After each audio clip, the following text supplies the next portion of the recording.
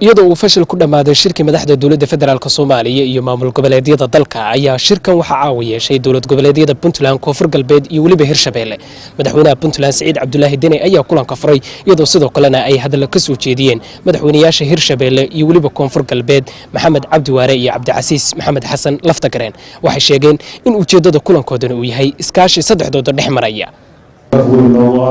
Puntland inay maanta labadan maamul ay wada yeeshaan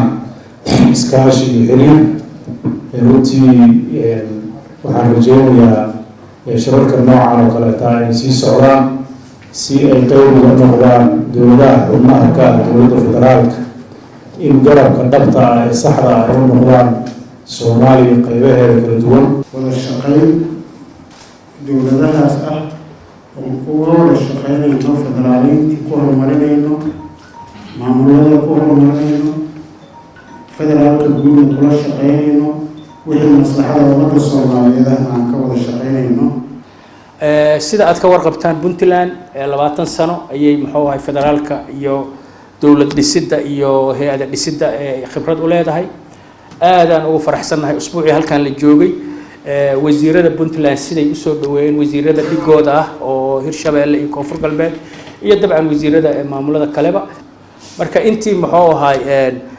ودا مدي بدأ إيو محوها لو آدي لها أقول سويدارسي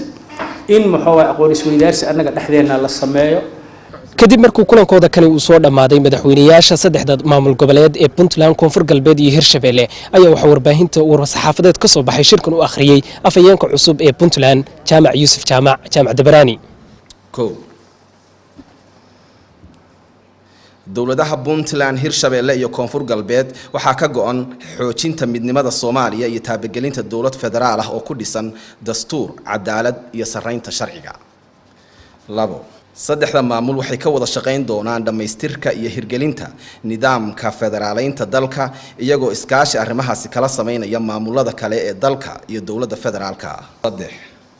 waxay yeelanayaan saddexdan dawladood iskaashi ballaaran iyadoo la sameynayo guddiyo farsamo oo ka shaqeynaya hirgelinta heshiisyada iskaashi ee dhinacyada waxa la isla gartay in la iska kaashado guud ahaan amniga gaar ahaan la dagaalanka argagixisada iyo isweydaarsiga xogta iyo dambiilayaasha Puntland waxay diyaar u tahay inay gacan ka geysato khibrad iyo dhaqaaleba dhamaystirka iyo tayeynta hay'adaha dawladeed ee maamulada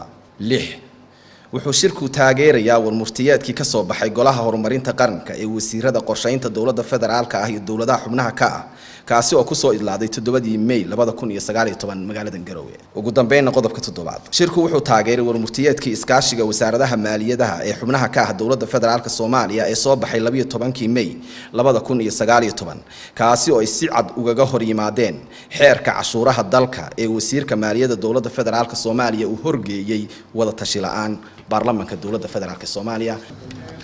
iskaashigan saddexdan dawlad goboleed ee Puntland Koonfur Galbeed iyo Hirshabeelle ayaa ku soo aadaya iyadoo uu burburay shirkii dawladda dhexe iyo dawlad goboleedyada kaasi oo ay ugu horeyntii baqaadiceen ama ay ka baxeen madaxweynayaasha Jubbaland iyo waliba